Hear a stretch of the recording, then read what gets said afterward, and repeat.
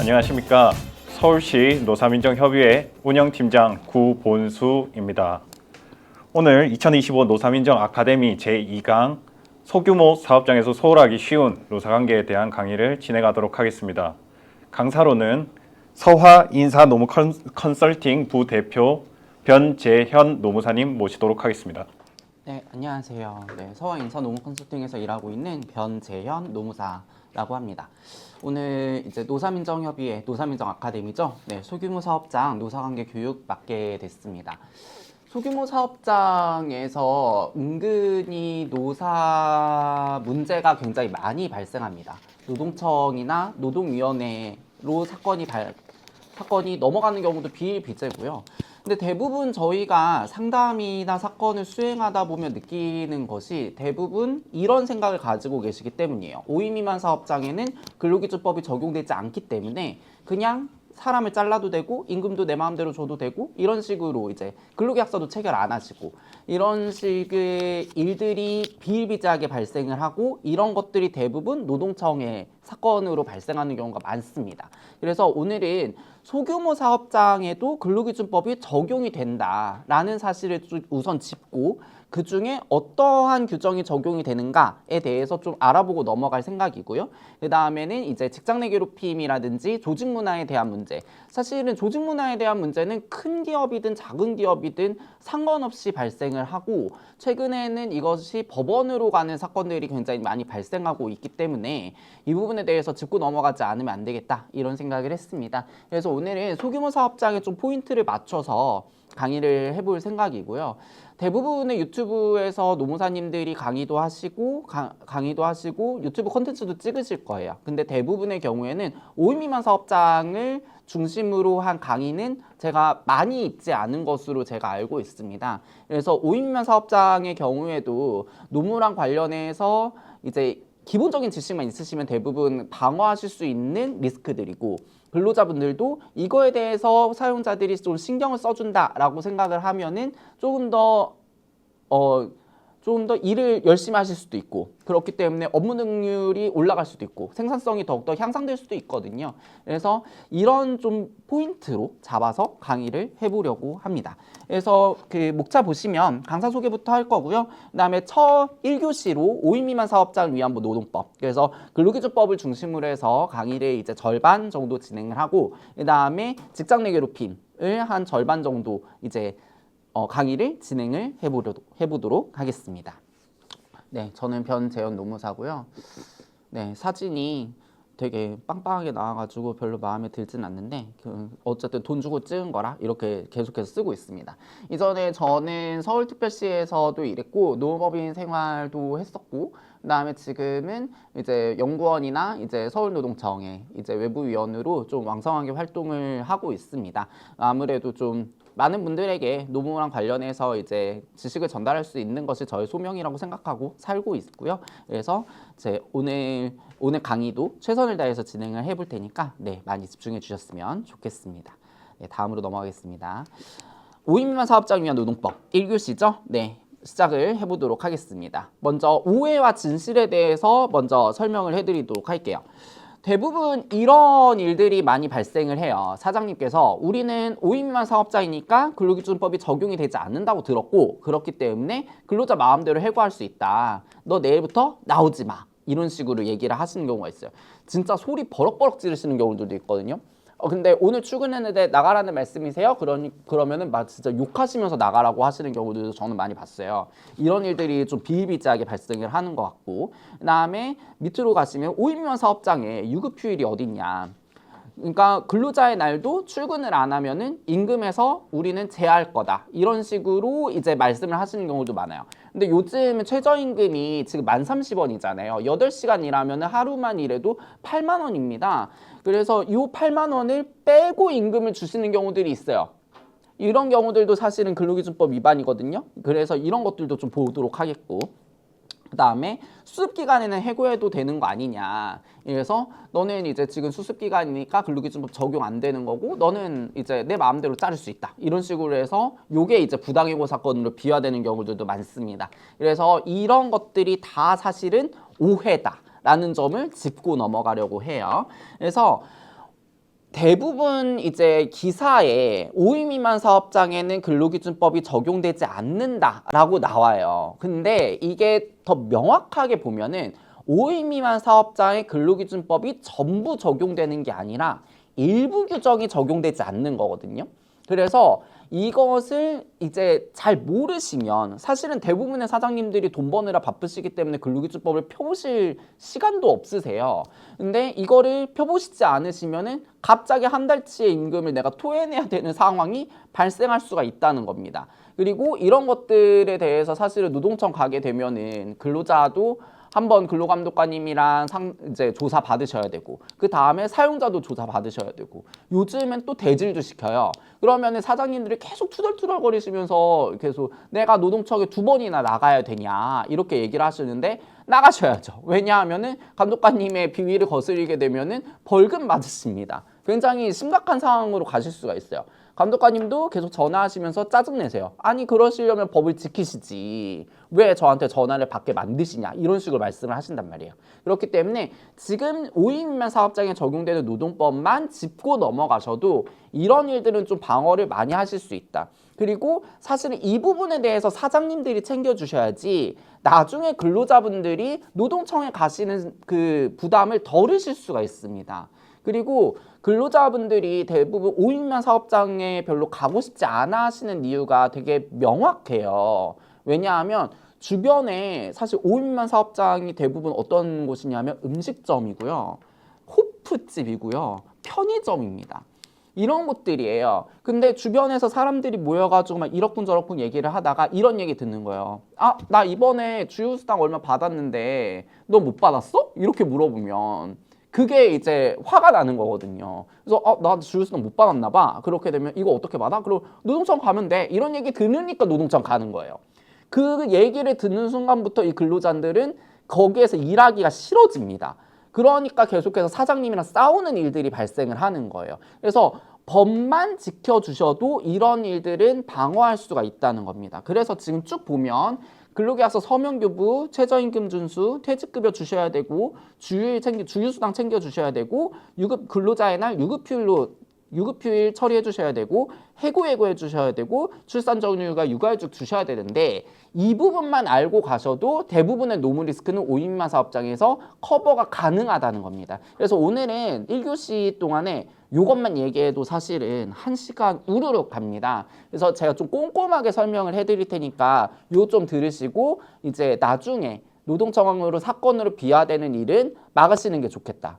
감독관 안 보는 게 현명한 거고요. 노무사도 안 만나시는 게 가장 좋습니다. 왜냐하면 그걸로 돈을 더 많이 쓰시게 돼요. 그래서 미리미리 노무는 예방하는 게 중요하다. 요 점 이제 인지해 두시고 오늘 5인 미만 사업장에 어떠한 규정들이 적용이 되는지 하나하나 살펴보도록 하겠습니다.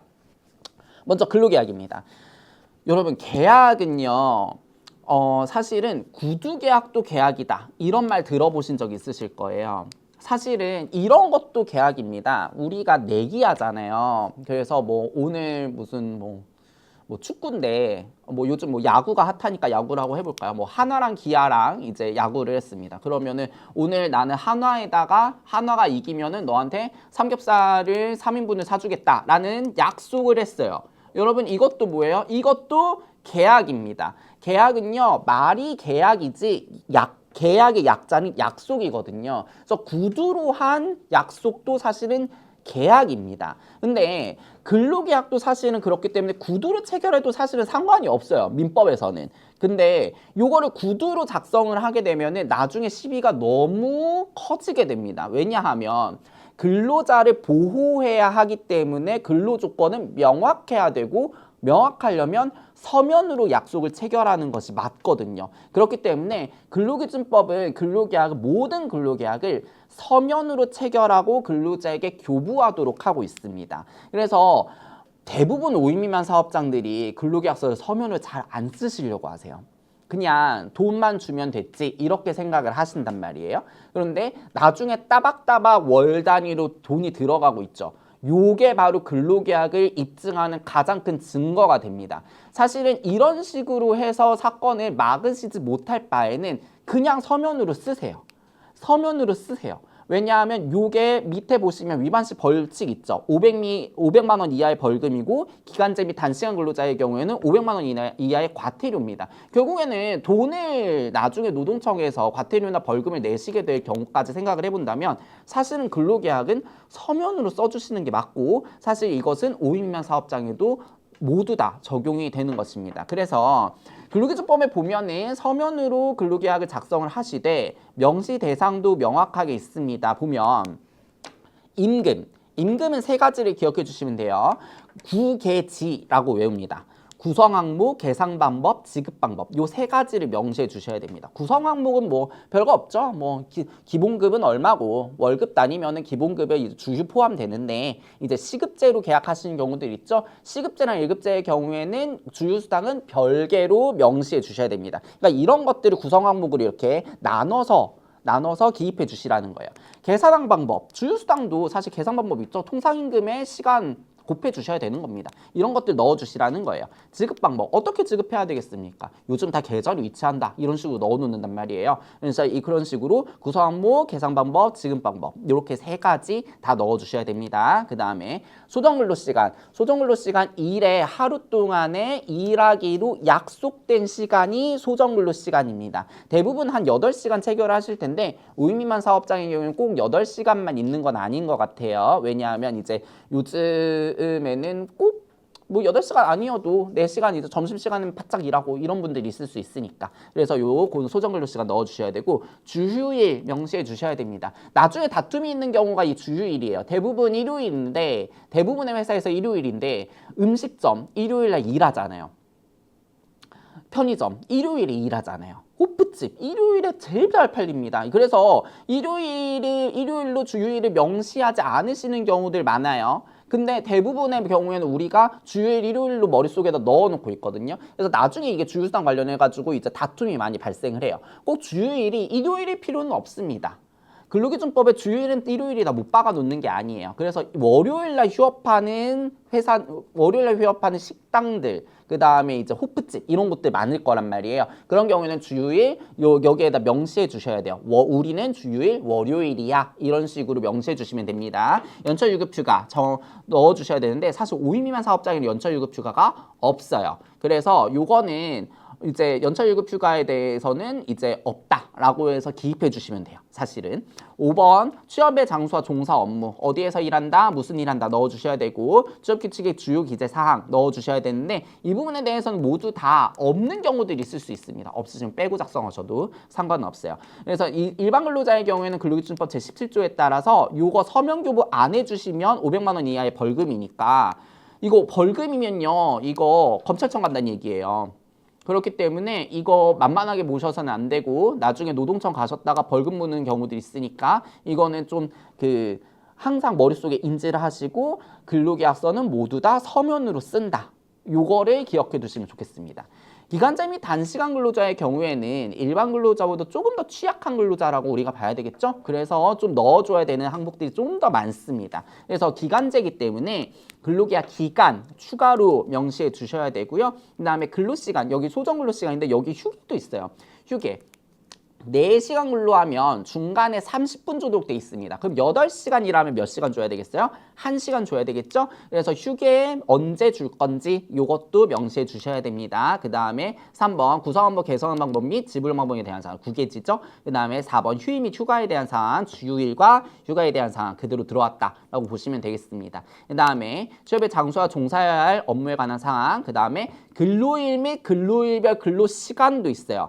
이거 어떻게 써요? 이렇게 물어보시는 경우들 많아요. 매일매일 바뀌는 사람들이 있을 수 있습니다. 특히 파트타임 잡 그러니까 알바의 경우에는 이거 바뀔 수 있어요. 그러면은 꼭 이거를 그냥 이대로 하신다고 생각하지 마시고요. 이거에 대해서 그냥 이제 표로 일주일간에 이런 식으로 한다, 이런 식으로 넣어 놓으시고 단서 조항 하나 넣어 주시면 되거든요.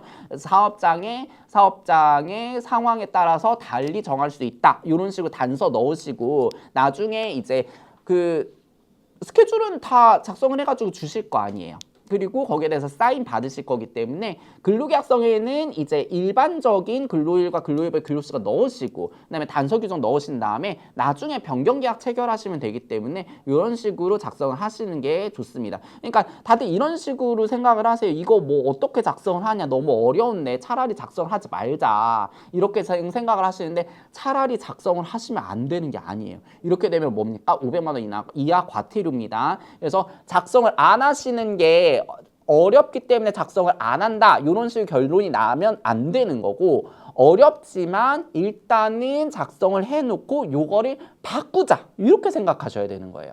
있기는 있어야 되는 겁니다. 그래서 이 근로계약서의 서명교부 여부가 굉장히 다툼이 많이 되거든요. 최근에 제가 한 사건 중에서 이런 사건도 있습니다. 이 사람이 근로자가 아니다라고 이제 회사 사장님 보신 거예요. 근데 보니까 실질은 근로계약이었어요. 그러니까 계속해서 이제 출퇴근 시간도 정해져 있고 그 다음에 어디로 출근해야 되는지도 나와 있고 이렇게 됐어요. 근데 사실은 다른 계약의 경우에는 말씀드렸다시피 구두계약도 계약이기 때문에 유효한 계약이기 때문에 상관이 없는데, 근로계약의 경우에는 계약은 반드시 서면으로 체결을 해야 된다는 겁니다. 그렇기 때문에 사장님은 이 사람이 근로자가 아니라고 봤지만 실질은 근로자였어. 그러면은 요 경우에 서면교부 체결 안 하셨으면 어떻게 되는 거예요? 이것도 벌금인 거예요. 그렇기 때문에 근로계약은, 모든 근로계약은 서면으로 체결한다라는 거 머릿속에 넣어 놓으시고, 요거는 5인 미만도 예외 없습니다. 이런 것들이 노동청에서 진짜 비일비재하게 나타나고 있는 사안이고, 감독관님들도 이런 것들에 대해서 볼 것도 없네, 그러고서 이제 빨리 과태료나 벌금 매겨버리시거든요. 그렇기 때문에 이런 것들에 대해서는 진짜 주의하셔야 됩니다. 그래서 딱 하나만 기억하십시오. 근로계약은 서면, 종이로 써서 제출을 해줘야 된다. 교부해줘야 된다. 근로자한테 줘야 된다. 요거 생각해 놓으시면 되겠습니다.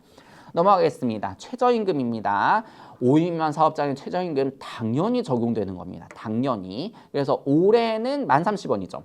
드디어 최저임금 1만 원이 올해 돌파가 되었고, 그래서 월급 기준으로 환산을 하면은 209만 원인데, 이거는 일에 8시간 일하는 사람이 월로 환산을 하면 209시간이에요. 그래서 1030원 곱하기 209를 하면 이 값이 나옵니다. 그래서 시급 1030원이고 월급은 209만 원입니다. 내년에는 내년 1월 1일부터는 올라요. 그래서 1320원이 되고 월급은 215만 원 정도가 됩니다. 그래서 이거 좀 지켜주셔야 돼요. 최저임금은 좀 최저임금을 안 주는 경우에는 벌금이 굉장히 높습니다. 이거는 징역형도 있어요. 그래서 이 최저임금을 계속해서 미달해서 주시는 경우에는 이제 그게 또 누적이 돼가지고 나중에 공표도 되거든요. 그래서 이거에 대해서 좀 예민하게 지켜주셔야 될 필요가 있다라는 말씀을 드리겠습니다. 이런 질문도 하세요. 이거 시급이랑 월급 있으면은 둘 중에 하나만 이제 지키면 되는 거 아닌가요? 이렇게 말씀을 하시는데, 상식적으로 생각을 해보십시오. 시급을 최저임금으로 맞춰줬는데 월급이 최저임금에 미달될 리가 있겠습니까?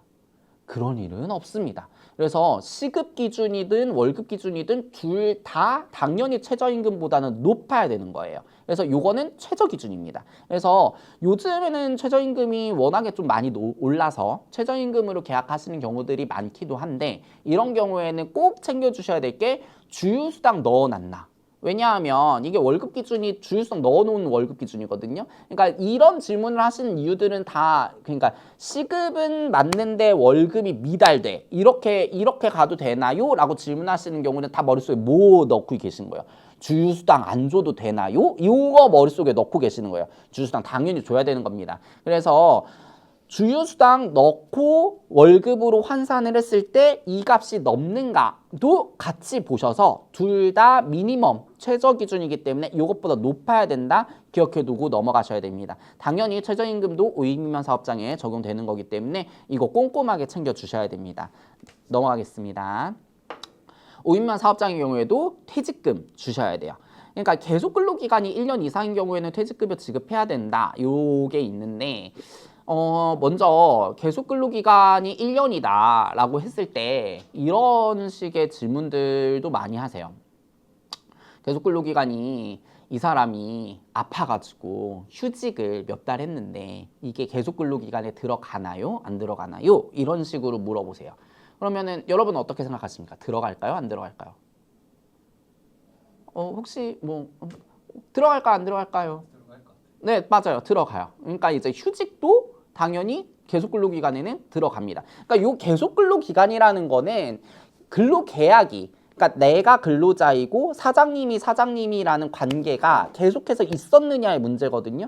근데 휴직인 경우에 이 사람이 근로자가 아닌 건 아니잖아요. 또 사장님이 또 아닌 건 아니거든요. 그 기간 동안에 해고하고 이제 근로계약 해지해버리고 그 다음에 신규 계약 체결했다. 요러면 이제 말이 달라지겠지만 그냥 휴직해버렸다라고 하면은 이것도 계속 근로기간에 넣어주셔야 됩니다. 그러니까 이게 실무적으로 다툼이 되는 게 뭐냐 하면 육아휴직 기간이에요. 육아휴직 기간도 사실은 계속 근로기간에 포함이 된단 말이에요. 사장님 입장에서는 열받으시는 거야. 왜냐하면 난 이 사람 일도 못 시켰고 육아휴직을 세상에 5인 미만 사업장에서 6개월이나 보내줬는데 이 6개월을 계속 근로기간에 넣어가지고 내가 퇴직금까지 줘야 되느냐 이렇게 말씀을 하시는데 주는 게 맞습니다. 주는 게 맞아요. 주는 게 맞아요. 그렇기 때문에 요 계속 근로 기간에 대해서는 실무상의 다툼이 있지만 휴직이 들어간다는 거는 굉장히 명백합니다. 이거 빼려면은 이제 뭐 실무적으로 이제 취업 규칙에다 넣으세요. 이런 식으로 자문 드리긴 하는데 그거 배보다 배꼽이 더 커질 수 있어요. 그래서 이거는 노무사 상담 받으시는 게 좋다. 어쨌든 계속 근로 기간에는 휴직이 포함이 됩니다. 퇴직금 계산법부터 알아볼게요. 사실은 이게 별거 아닌데 사장님들이 계산을 하기 좀 어려워하셔서 제가 이 부분에 대해서 좀 꼼꼼하게 설명을 드리겠습니다. 평균임금 곱하기 30일 곱하기 계속근로기간을 연으로 환산한 겁니다. 그러니까 평균임금, 하루치 평균임금을 30일로 뻥튀기를 해준 다음에 1년 일했으면 곱하기 1을 하는 거예요. 그러니까 한 달치 임금을 더 준다라는 게 여기서 나오는 거예요. 그래서 2년이라면 2달치, 3년이라면 3달치 이런 식으로 퇴직금을 계산하는 게 이 산식 때문입니다. 근데 평균 임금은 그러면 어떻게 계산을 하느냐? 평균 임금은 퇴직한 날이 있잖아요. 요 기간 이전에 3개월 동안에 받은 임금을 그 기간의 총 일수로 나눠버리면 됩니다. 그러니까 예를 들어서 300만 원, 200만 원, 200만 원은 이제 최저임금 미만이니까 뭐 이런 식으로 해볼까요? 400만 원, 300만 원, 그 다음에 350만 원 이런 식으로 이렇게 받았어요. 그러면은 이제 3달이니까 요거를 이제 3달치로 나눌 거 아니에요. 그러면 한 달 정도의 평균임금 얼마 나오겠습니까? 350만 원이 나오는 거예요. 이런 식으로 말 그대로 평균 임금을 계산을 하는 거예요. 그래서 평균 임금 가지고 이런 경우들이 있어요. 뭐 예를 들면 이제 사용자 입장에서 이제 화딱지가 나셔서 전화하시는 경우들. 내가 이번 달에 좀 매출이 잘 나왔어. 그래서 근로자분한테 보너스를 줬어요. 100만 원 더 썼단 말이에요. 근데 이 근로자가 저 100만 원 받고 퇴직하겠습니다. 이렇게 했어요. 그러면은 이 100만 원 빼고 평균임금 계산하면 안 되나요? 퇴직금 계산하면 안 되나요? 이런 식으로 물어보시는데 평균임금 산식에 이거 다 들어가죠.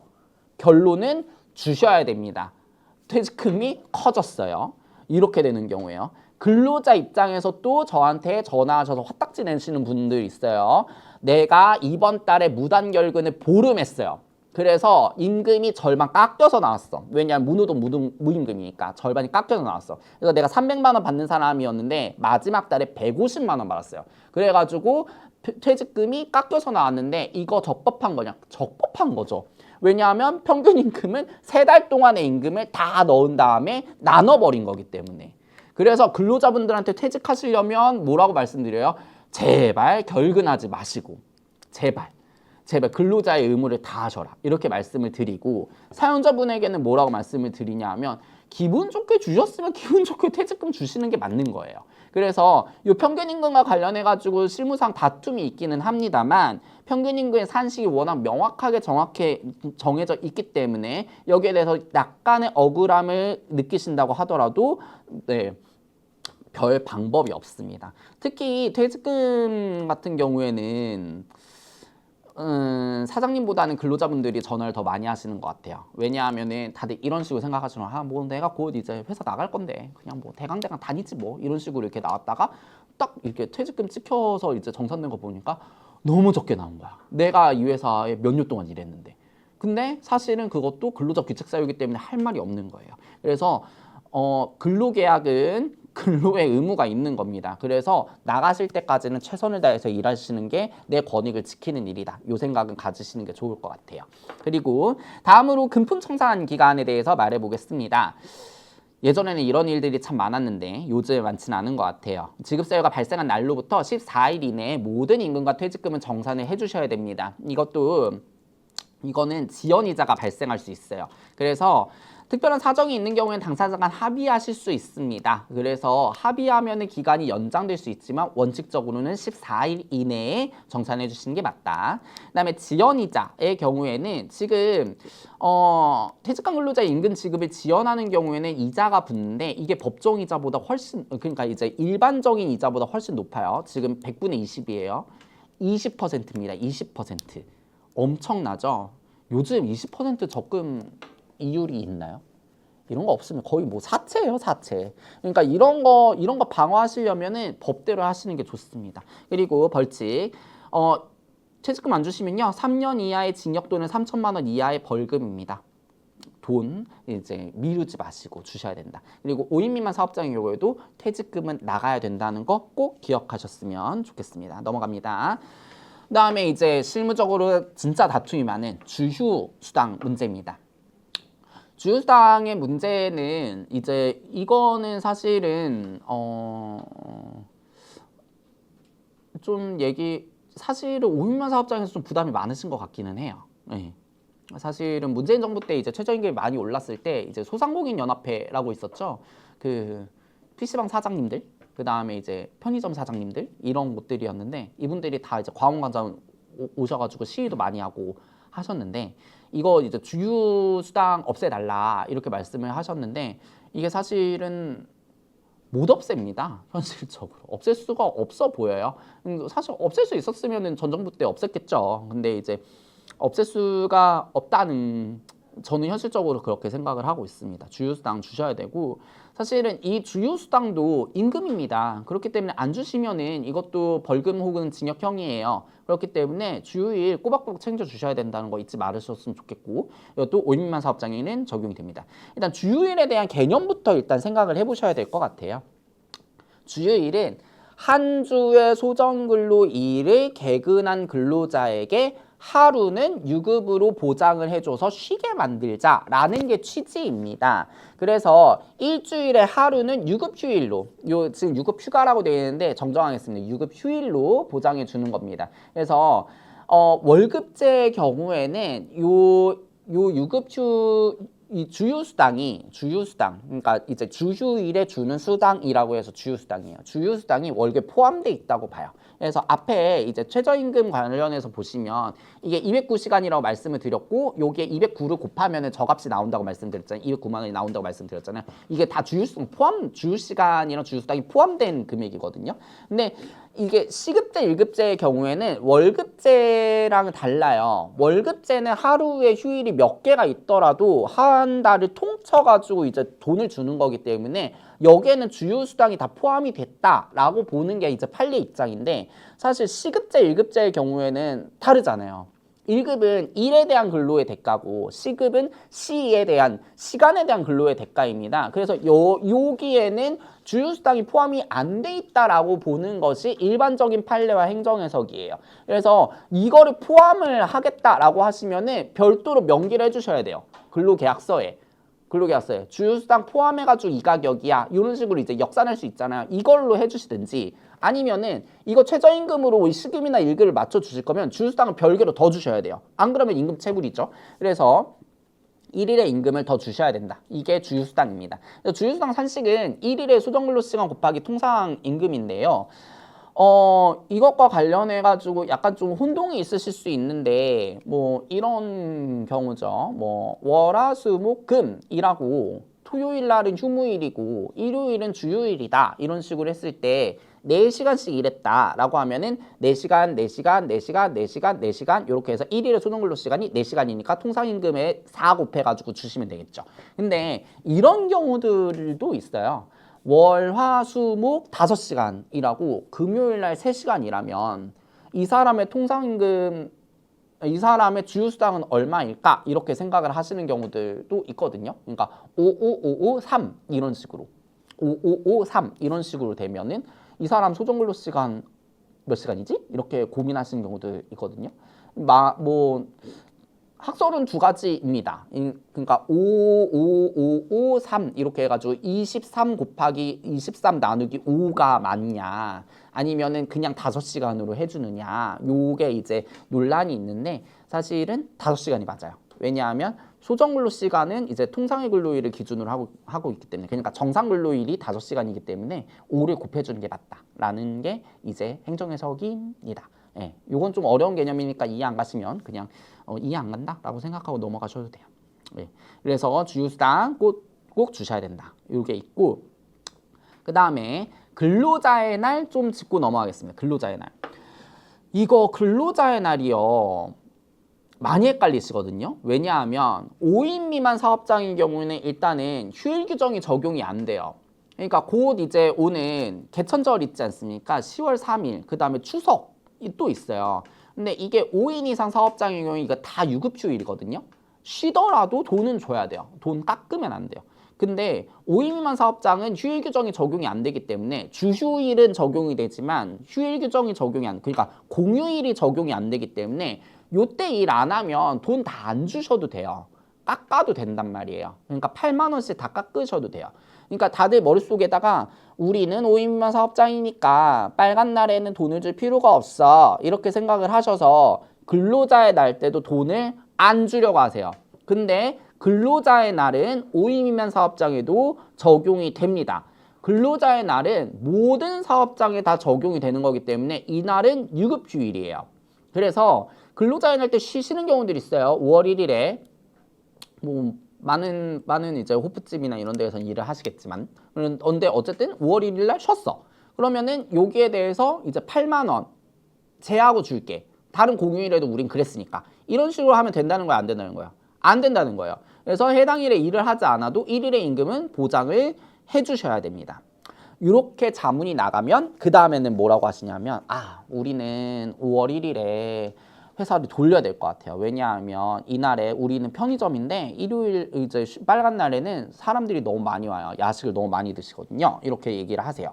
그러면은 여기의 경우에는 휴일 근로수당을 더 줘야 되나요? 휴일 근로수당 간단하게 말하면 1.5배죠.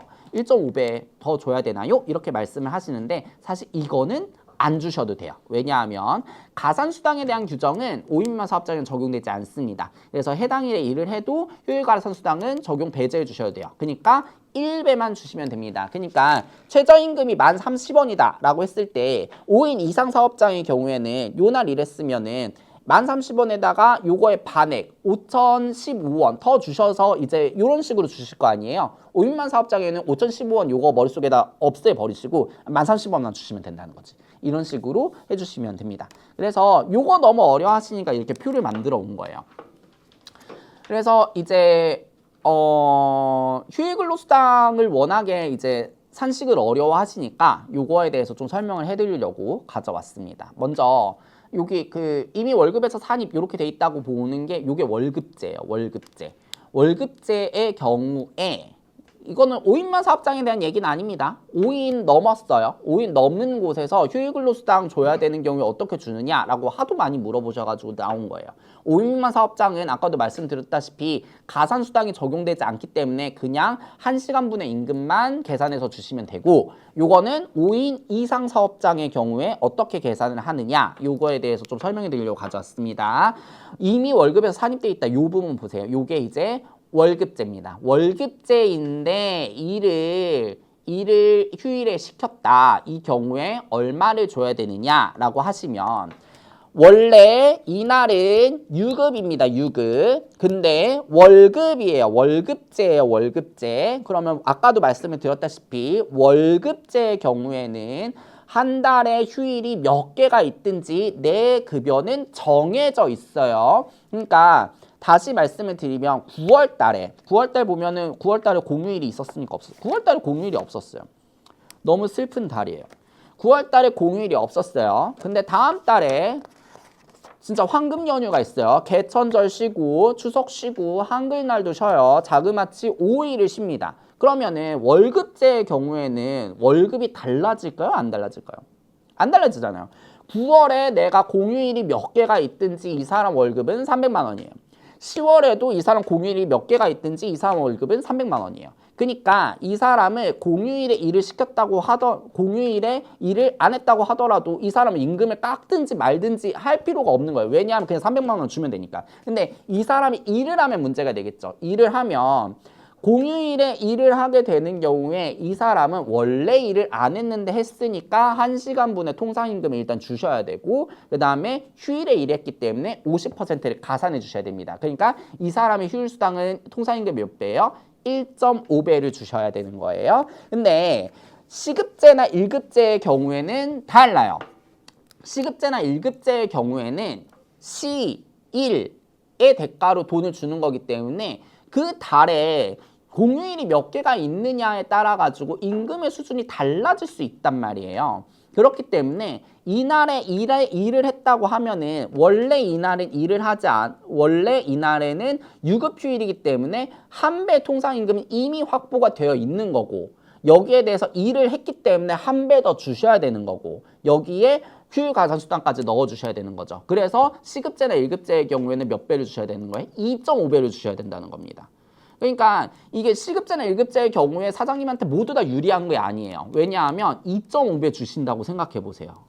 월급제의 경우에는 5,000원 더 주잖아요. 지금 15,000원 준단 말이에요. 근데 시급제, 1급제의 경우 얼마 줘야 돼요? 25,000원 줘야 돼요. 25,000원. 그래서 지금 이제 약간 조선모사 같은 그런 기분이 될 수 있으니까 요거에 대해서 유불리를 좀 따지시는 게 좋을 것 같다. 그리고 이거 계산 잘못하시는 경우도 굉장히 많은데 이거 계산 잘못하시게 되면은 요것도 체불입니다. 이런 법정수당보다 1원이라도 덜 나가게 되면 체불이에요. 그렇기 때문에 요 산식에 대해서는 좀 잘 외워두시는 게 좋겠다라고 말씀을 드리겠습니다. 그 다음에 해고입니다. 해고. 정말 신문상으로 다툼이 많은 해고. 그리고 많은 분들이 이렇게 생각을 하세요. 아, 수술은 잘라도 된다던데? 이렇게 말씀을 하시는 경우들이 많아요. 그리고 해고에 대한 거는 뭐 5인명한 사업장에는 적용 안 된다던데? 이렇게 말씀하시는 경우들도 많아요. 근데 그렇지가 않다. 그래서 해고에 대한 규정 중에 딱 하나 5인명 사업장에 적용이 되는 게 있는데 뭐냐 하면 해고 예고 제도입니다. 근로기준법 26조예요. 그래서 해고일 30일 전 예고를 하든지 그걸 못할 것 같으면 30일분의 통상임금을 줘라. 그러니까 한 달치 임금을 주라는 거예요. 요게 5인명 사업장에도 적용이 됩니다. 그래서 해고 예고는 사실은 별게 아니에요.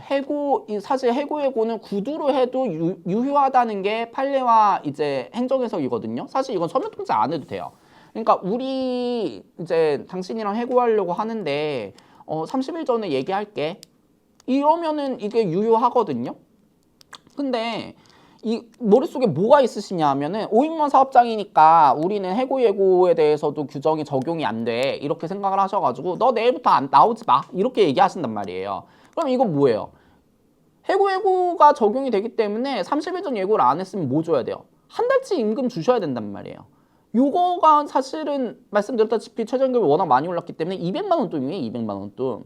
요게 어떻게 되는 거예요? 이게 다 이제 노동청으로 가는 거예요. 사건으로 가는 거예요. 그래서 이거 머릿속에다 꼭 넣어두셔야 돼요.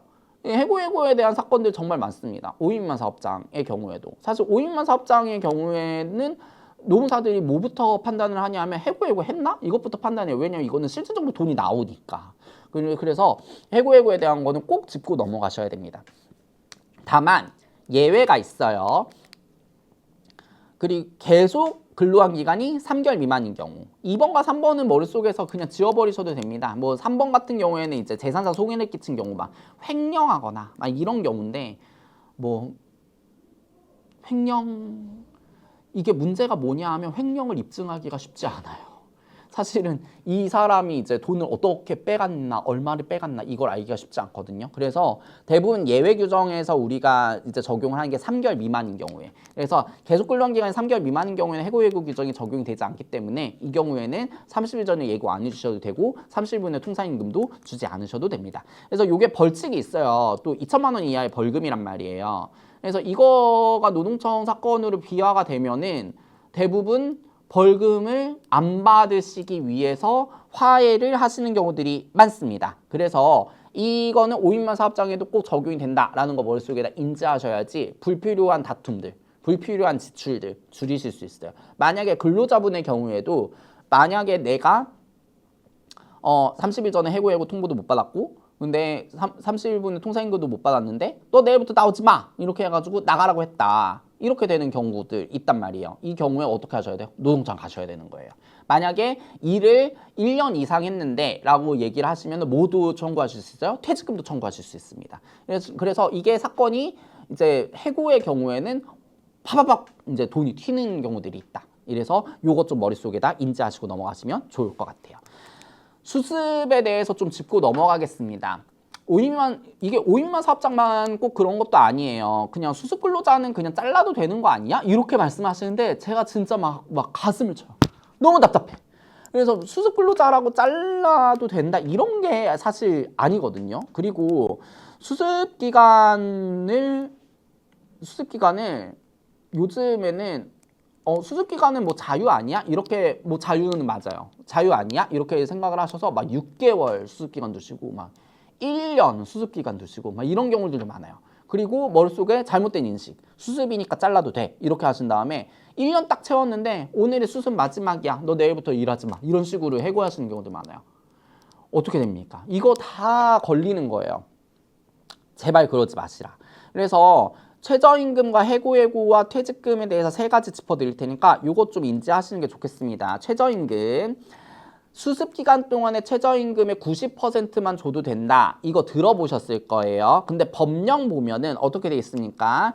최저임금의 감액 조건은 수습근로자로서 3개월까지입니다. 그러니까 수습기간이 6개월이다 라고 했을 때 수습근로자로서 3개월까지는 최저임금의 90% 주셔도 상관이 없는데 4달치 임금부터는 어떻게 하셔야 돼요? 100% 다 주셔야 된다는 거예요.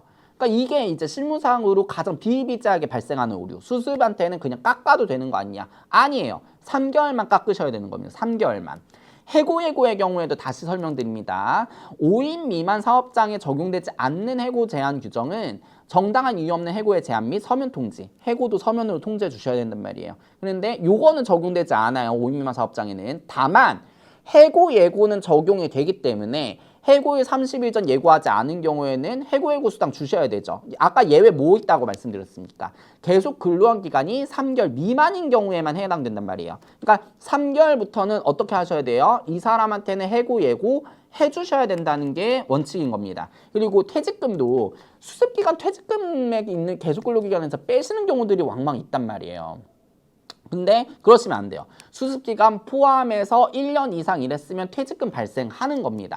수습기간도 일했기 때문에 계속 근로기간이에요. 아까 제가 뭐라고 말씀드렸죠? 휴직기간도 계속 근로기간이라고 말씀드렸잖아요. 그러면 수습기간인데 실제로 일을 했어. 그러면 이 기간이 계속 근로기간이 아닐 이유가 있습니까? 전혀 없는 거죠. 그래서 퇴직금도 지급을 하셔야 됩니다. 그러니까 요즘 수습은 그냥 잘라도 된다 이렇게 생각을 하시는 분들이 정말 많은데 진짜 아니고 5인 미만 사업장도 그거는 마찬가지이기 때문에 이 부분에 대해서는 꼭 꼼꼼하게 따져보셔야지 불필요한 분쟁을 막을 수 있다라는 거 꼭 말씀해 드립니다. 다음은 이제 모성보호 같은 경우인데요. 5인 미만 사업장에도 모성보호 규정 중에 일부가 적용이 됩니다. 근데 이제 가장 많이 부담을 느끼시는 게 출산휴가, 육아휴직인데 이것도 사실 적용이 돼요. 근데 이 부분에 대해서는 사실은 돈의 문제가 좀 있을 수 있는데 돈은 이제 지급이 이제 국가에서 되기 때문에 이거에 대해서 너무 많이 부담을 느끼실 필요는 없을 것 같아요. 이 부분 설명해 드리겠습니다. 5인 미만 사업장의 경우에도 이제 뭐 임신 중 근로자에 대해서 야간이나 휴일 근로 시키실 경우에는 당해 근로자의 명시적인 동의 필요하고 그 다음에 이제 노동부 장관의 인가를 얻어야 합니다. 그리고 출산휴가도 주셔야 돼요. 그래서 출산 전후에 90일 주시도록 해 있는데 이게 좀 여기 포인트가 뭐냐면 출산 후에 45일을 주도록 돼 있어요. 그러니까 90일 중에 45일은 언제 줘야 되는 거예요? 출산 후에 주시는 게 맞는 거예요. 요거 가지고 좀 이제 왜 45일을 출산 후에 줘야 되지? 이렇게 물어보시는 경우들 많은데 왜 그렇겠습니까? 조리할 시간 주라는 거죠. 조리할 시간. 그래서 이게 90일까지 쓸 수 있는데 근데 이게 원칙적으로 60일까지는 유급이에요. 그래서 돈 주셔야 되거든요. 돈을 주셔야 되는데 5인 미만 사업장인 경우에는 이게 부담이 되잖아요. 그래서 이제 국가에서 210만 원까지 줍니다. 그리고 210만 원을 오버하는 경우에 요 금액은 주셔야 되고 그래서 출산휴가 급여를 받는 경우에 그 범위에서 유급의 의무를 제한다고 돼 있죠. 그러니까 이 210만 원 받으면 210만 원을 제하고 월급 주라는 말씀인 거예요. 210만 원은 국가에서 줄 테니까. 다음은 육아휴직입니다.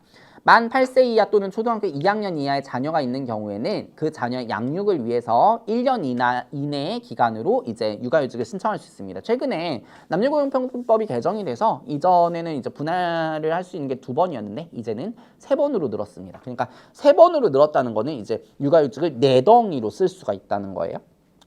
그리고 육아휴직 기간은 1년입니다. 그러니까 1년을 4덩이로 이제 쪼개서 쓸 수 있다는 거는 3개월, 3개월, 3개월, 3개월 이런 식으로 이제 잘라서 쓸 수가 있다는 거죠.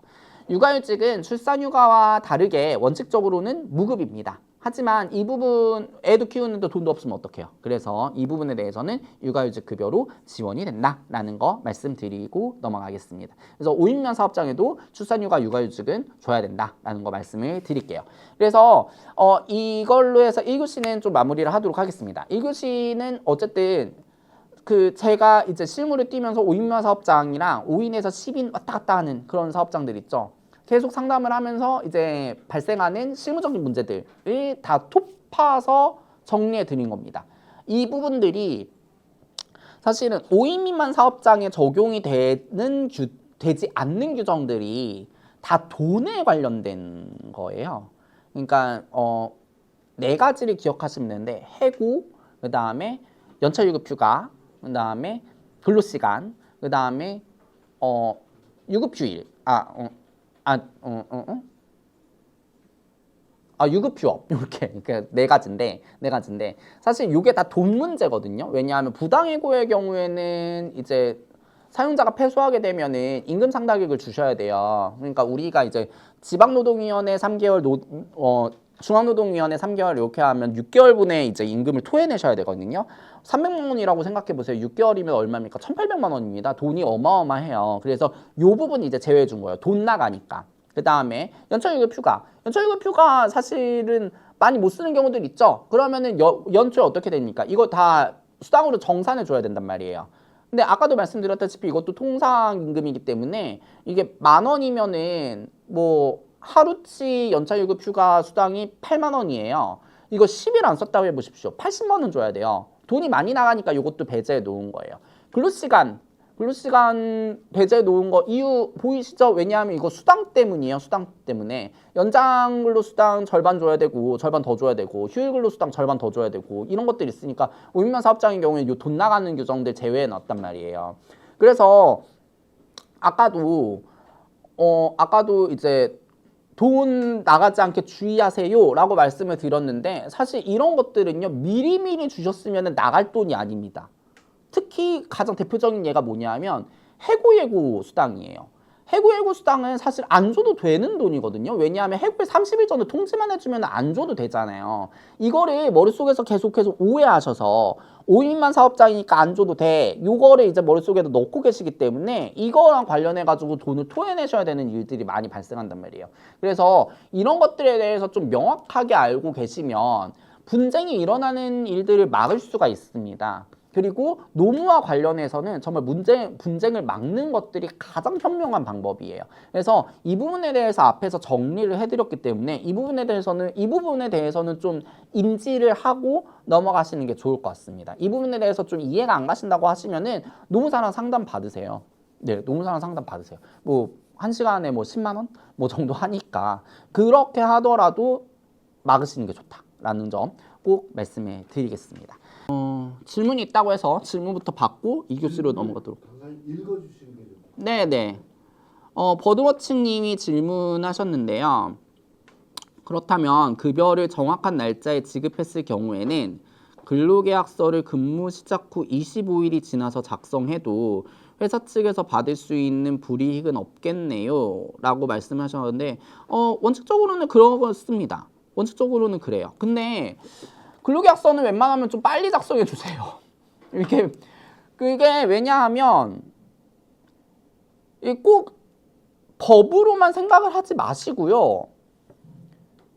요즘에 상담하다 보면 이런 일들이 많이 있는데 근로자들이 오래 일을 안 해요. 이렇게 말씀을 하세요. 왜 이렇게 요즘 애들은 끈기가 없어? 이렇게 말씀을 하시는데 그래서 뭐 어떻게 일하게 하셨는데요? 그래서 근로계약서 좀 보여주시겠어요? 이렇게 하면은 토요일까지 일하고 연장근로수당 꽉꽉 채워서 52시간 채우는 경우들 많아 있어요.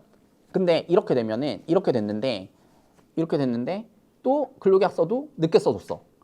이러면은 근로자가 명시적으로 사장님 근로계약서 왜 안 써주세요? 이렇게 말하는 근로자가 많지 않아요. 그리고 5인 미만 사업장이기 때문에 튀어요. 이런 근로자들은. 왜냐하면 5인 미만 사업장이기 때문에 자기한테 해코지 못할 거라고 생각하거든요. 그래서 이거는 좀 꼭 법의 문제만으로 생각을 하실 거가 아니라 이 사람이랑 신뢰관계를 어떻게 이끌어 갈까를 좀 생각해 주셨으면 좋겠어요. 법에 있지 않다고 하더라도 근로자는 자기가 말을 하면은 좀 불안하다 이렇게 생각을 하기 때문에 기왕이면 첫날에 작성을 해주시는 게 좋습니다. 그리고 요즘 근로자들이 진짜 똑똑해서 근로계약서 안 쓰셔도요. 아까 말씀을 드렸다시피 다달이 받은 입금 내역들 있잖아요. 이거 다 들고 와서 나의 실질은 근로계약이었다. 이렇게 말씀을 한단 말이에요. 그러면 이 사람이 근로계약서 안 썼다라고 이야기를 해서 감독관한테 찾아갔을 때 뭐라고 말씀하시겠어요? 나는 쓸 생각이 있었다라고 말씀을 하시겠어요? 다들 사용자면 100이면 100 나는 호의로 그랬다 이렇게 말씀을 하신단 말이에요. 나는 쓸 생각이 있었다라고 말씀해 주시는데 감독관님들이 안 들어주십니다. 그래서 원칙은 일하는 첫날 또는 일하기 전에 근로계약서를 작성하는 게 맞다라는 것 좀 말씀을 드리고 싶고 이것이 바로 근로계약서를 이렇게 생각하시면 좋을 것 같아요. 신뢰관계의 첫 단추다. 이렇게 생각을 하시는 게 좋을 것 같습니다. 이렇게 해야지 근로자들 좀 관리하시는데 도움이 될 것이다. 라고 말씀을 해드릴게요. 네. 다른 질문 없으면 일단 넘어가도록 하겠습니다. 네. 다음은 직장 내 괴롭힘입니다. 직장 내 괴롭힘 사실은 5인 미만 사업장이기 때문에 직장 내 괴롭힘 좀 안 할까? 이렇게 생각을 해봤는데 요즘에 워낙 실무상으로 좀 논란이 많이 돼서 안 하긴 좀 어려울 것 같고 또 5인 미만 사업장뿐만 아니라 그러면 질문은 그 5인 미만 사업장 다 하고 그 질문하는 시간 좀 갖도록 할게요. 예. 지금 다시 이제 넘어왔으니까 예. 하도록 하겠습니다. 어디까지 했죠? 네, 직장 내 괴롭힘 이게 이 부분이 네네 요즘 실무상으로 가장 핫하고 문제도 너무 많고 그리고 저희도 직장 내 괴롭힘 노무사로서 이제 사건 조사 직접 많이 하거든요. 외부에 위탁받아서 별의별 일들이 많이 발생을 하는 것 같습니다. 그리고 이 부분에 대해서는 사실 법원까지 가는 경우들도 좀 비일비재하게 있는 것 같아요. 그래서 안 할 수가 없어요. 그래서 5인만 사업장에도 좀 이제 보시는 게 좋겠다라고 생각을 하고 요즘에는 아까도 말씀드렸다시피 법으로만 되는 세상이 아닙니다. 점점 앞으로 더 이제 이러한 트렌드가 더 많아질 거라고 생각을 해요. 어떻게 말씀을 드리면 좋을까 좀 싶기는 한데 전화를 저희도 많이 받아요. 사실 근로자분들한테도 받고 사용자분들한테도 받고 근데 이제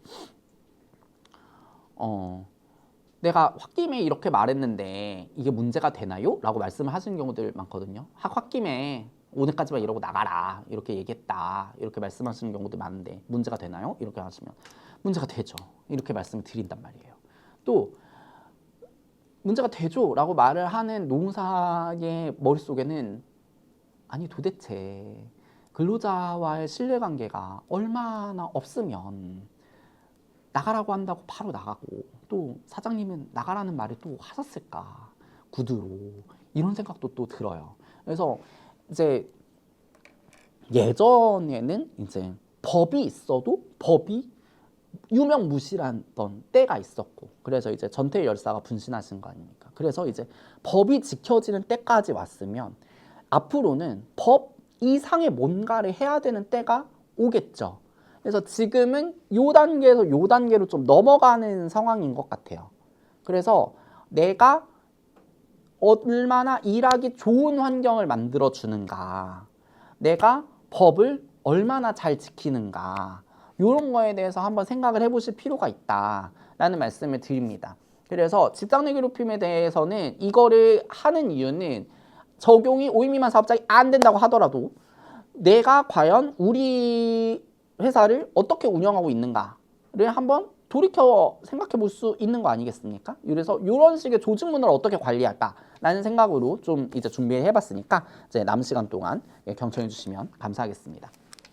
먼저 아까도 말씀을 드렸다시피 직장 내 괴롭힘은 근로기준법 76조의 2, 76조의 3에 있는데 이것이 5인 미만 사업장에 적용이 되느냐 안 되느냐 안 됩니다.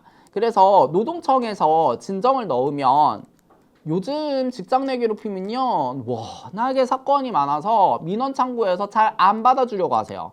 그리고 요즘에 제가 수행한 사건 중에서는 진정서를 냈는데 진정서를 안 읽으셨대요. 민원 창구에서. 놀라운 일이에요. 민원 창구인데 민원 창구에서 진정을 넣으려고 갔는데 뭐예요? 라고 물어보셔서 아 직장 내 괴롭힘 진정 넣으려고 왔어요. 이렇게 말을 하면은 안 읽으신대요. 그러고서 요 내용을 그대로 회사에 보낸대요. 근데 사실은 이게 법령상 틀린 게 아니거든요. 왜냐하면 직장 내 괴롭힘은 회사가 조사하도록 돼 있어요. 그래서 노동청이 조사를 직접 해주지 않아요. 감독관님이 직접 해주시지 않는단 말이에요. 그래서 어차피 회사가 할 거니까 그냥 넘기는 거예요. 근데 한번 생각해 보세요. 얼마나 사건이 많으면 진정서도 안 읽겠습니까? 노동청에서. 진짜 너무 많단 말이에요. 그래서 5인명 사업장이에요? 라고 물어봤을 때 5인명 사업장입니다. 라고 하면은 접수 안 해주실 가능성도 있습니다. 만약에 접수가 됐는데 5인명 사업장인 게 확인이 됐다. 라고 하면은 지도공문만 나갈 거예요. 이런 사건이 들어왔으니 조직문화 관리에 만전을 기하도록 하십시오. 라는 식의 지도공문만 나갈 가능성이 있습니다. 그런데 이것으로 끝이 나느냐? 그렇지가 않습니다. 요즘에는요.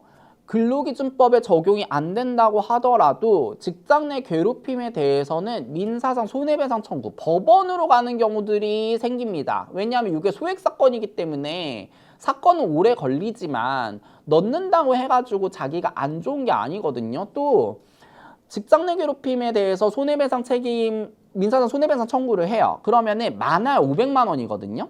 근데 500만 원이요. 사실은 변호사 수임료랑 거의 비슷비슷해요. 그러면 근로자가 받을 돈이 없는데도 그냥 법원으로 가는 거란 말이에요. 그럼 왜 그럴까? 왜 그럴까? 한번 생각해 보시겠어요? 복수하고 싶은 거예요. 왜냐하면 회사에서 내가 너무 힘들었기 때문에 나의 명예를 회복하고 싶으니까 나는 법원으로 가겠어. 이런 식의 사건들도 많습니다. 근데 이거는요. 5인 미만 사업장에도 적용이 돼요. 사실 민사상 손해배상 청구는 민사상 손해배상 책임은 5인 미만 사업장이라고 적용 안 되는 거 아니거든요. 이거는 민법입니다. 민법. 5인 미만 사업장에서 적용이 안 된다고 하는 건 근로기준법이지 민법이 아니에요. 민법에서는 근로자가 아니라고 하더라도 손해배상 책임은 발생한다라는 식의 판례들이 지금 많이 나오고 있고요. 그 다음에 민사상 손해배상 책임이기 때문에 사실 5인 미만 사업장이라고 해가지고 적용을 배제할 필요도 없는 겁니다. 그래서 최근에 판결의 태도상 폭넓게 인정이 되고 있는 추세이기 때문에 이거는 주의하실 필요가 있는 거죠. 그러니까 근로자 입장에서 우리가 생각을 해서 돈도 못 받는데 이거를 왜 하지? 이렇게 생각을 하시는데 결국에는 변호사만 돈 벌어갔죠. 근로자 대리하는 변호사만. 근데 사용자 입장에서 한번 생각을 해보세요. 사용자 입장에서는 돈 어마어마하게 쓸 겁니다. 왜냐하면 졌잖아요. 판결에서 졌기 때문에 얼마 줘야 돼요? 500만 원 줘야 돼요. 왜냐하면 내가 판결에서 패소했기 때문에. 그런데 또 뭐도 줘야 돼요? 변호사 수임료도 썼잖아요. 그러면 이 돈 얼마예요? 이것도 수임료, 이제 그 다음에 수임료 또 썼을 거란 말이에요. 그 다음에 또 패소했기 때문에 저쪽에 있는 소송 비용도 일부 내가 부담해야 돼요. 이렇게 되면은 제가 봤을 때는 적어도 800에서 많으면 1000만 원 이상 쓰시거든요. 그러니까 이게 뭐예요? 근로자가 너무 마음이 상해서 사용자한테 너 한번 당해봐. 이런 식으로 법원으로 달려가는 경우가 요즘 많다. 그렇기 때문에 민사상 손해배상 책임이 있기 때문에 그냥 넘어가셔야 될 문제가 아닙니다. 또 형사 책임도 있어요. 직장 내 괴롭힘이 물론 폭언이 없었다. 뭐 예를 들어서 욕설이 없었다라고 하면 사실은 이건 형사 책임으로 나가지 않는 경우들이 있는데 욕설하시는 사장님들이 요즘 왜 그렇게 많은지 줄지 않는 것 같아요. 녹음 파일을 들어보면 저도 깜짝깜짝 올해 2025년 아니야? 뭐 이럴 때가 있어요. 근데 이런 경우는요. 죄입니다. 죄. 형사 책임이 발생을 해요. 그래서 사람 때렸다. 근로자 때렸다. 이건 뭡니까? 폭행죄죠. 근로자한테 욕했다라고 하면 이게 뭡니까? 이게 모욕죄입니다. 그래서 형사 책임의 경우에 형사 책임이 인정이 되기 때문에 이것도 주의해 주셔야 돼요. 또 직장 내 성희롱은 근로기준법이 없습니다. 남녀고용평등법이 있기 때문에 이거는 5인 미만 사업장에도 적용이 됩니다. 그러니까 직장 내에서 직장 내 괴롭힘에 적용 안 된다는데 그냥 뭐 넘어가지 뭐 이런 식으로 생각을 하실 문제가 아니라 내가 조직 문화를 관리하지 않으면 내가 언제든지 법원 갈 수 있고 내가 언제든지 경찰서 갈 수 있고 내가 언제든지 직장 내 성희롱 때문에 노동위원회도 갈 수 있구나 이런 식으로 생각을 해보셔야 됩니다. 그래서 직장 내 괴롭힘을 안 할 수가 없다. 5인만 사업장에서도. 그래서 직장 내 괴롭힘에 대해서 알아보도록 하겠습니다. 직장 내 괴롭힘은요, 말이 직장 내에서 누구 괴롭히는 행위인가 봐 이렇게 이제 생각을 하겠지만 사실은 법에 있습니다. 구성 요건이 있어요. 그래서 3가지입니다. 지위 또는 관계에 우위가 있어야 되고 그 다음에 업무상 적정 범위를 도과해야 돼요. 그리고 신체적 정신적 고통을 주거나 근무 환경을 악화한다. 이렇게 3가지입니다. 그러니까 이 3가지에 해당이 되면은 직장 내 괴롭힘에 해당이 됩니다. 그러니까 노무사도 이제 나가서 조사를 하면은 이거 직장 내 괴롭힘인가? 라고 생각을 해보면 괴롭힘일 것 같은데? 이렇게 생각을 하다가 구성 요건을 이렇게 맞춰보다 보면은 아니네 이렇게 되는 경우들이 있어요. 그래서 이 3가지를 기준으로 판단을 해야 된다라는 점을 말씀드리겠습니다. 제가 지금 목이 좀 그래서 이제는 직장 내 괴롭힘의 구성 요건에 대해서 이제 하나하나 살펴보도록 하겠습니다. 우위성이죠. 우위성이 1번 요건입니다. 근데 대부분 우위성은요, 그 사장님이나 아니면은 상사가 부하 직원한테 하는 거기 때문에 지위의 우위가 있으면 우위성이 인정이 되죠. 근데 이게 또 지위의 우위 외에도 관계의 우위도 있어요. 예를 들면 이따가 이제 사례에서 좀 보겠지만 관계의 우위도 있어요. 이게 따돌림 같은 거. 예를 들어서 10명이 1명을 따돌려.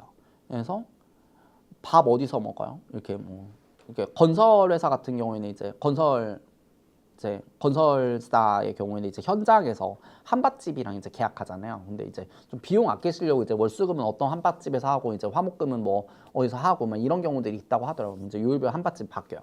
그러면은 이거에 대해서 10명이 1명을 따돌리고 어떤 한밭집을 우르르르 이렇게 가는 거예요. 그게 막 계속돼. 그리고 막 뭐 일 가르쳐 줘야 되는데 10명이서 따돌려가지고 안 가르쳐 줘. 이러면 어떻게 되겠어요? 내가 반장이라고 하더라도 반원들이 자기를 다 따돌렸다. 이렇게 되면은 요게 관계상의 우위도 있는 겁니다. 또 아무리 하급 직원이라고 하더라도 이 사람이 이 회사 20년 다녔어요. 근데 나는 경력직으로 팀장으로 왔는데 나는 이 회사 한 달밖에 안 됐어. 근데 이 사람이 자꾸만 나한테 막 이렇게 뭐 팀장이 일 그렇게 하면 되는 거예요? 이런 식으로 이제 다른 사람들 앞에서 이제 이야기를 한다거나 아니면 회의 중에 팀장님이 하신 거는 뭐 저희 회사에 맞지 않은 것 같으니까 이런 식으로 면박을 자꾸만 줘요. 이런 식으로 되면은 이것도 관계상의 우위가 있는 거죠. 왜냐하면 이 사람 20년 다녔기 때문에 저항하기가 어렵잖아요. 한 달 다닌 팀장님이. 그래서 우위성은 이제 지위의 우위도 있지만 요즘 관계의 우위도 좀 넓게 보는 추세에 있다라는 점 말씀드리겠습니다. 다음은 업무 관련성입니다. 가장 중요한 요건이고 직장 내 괴롭힘을 판단을 하시는 데 있어서도 업무 관련성을 머릿속에다가 인지를 해 놓으시는 게 중요합니다. 저희 노무사들도 판단을 할 때 가장 어렵게 생각하는 게 바로 이 업무 관련성입니다. 업무 관련성은요, 문제된 행위가 업무 관련성이 없거나 있다고 하더라도 적정 범위를 도과했는가의 문제예요. 예를 들면 똑같은 상황에 대해서 말씀을 드리겠습니다. 이게 업무 관련성이 있는지 없는지 한번 생각해 보세요. 아침 7시 30분, 그러니까 이제 출근 시간 9시 있는데 7시 30분에 매일매일 전화를 해서 업무 지시를 하는 팀장님. 직장의 괴롭힘일까요? 아닐까요?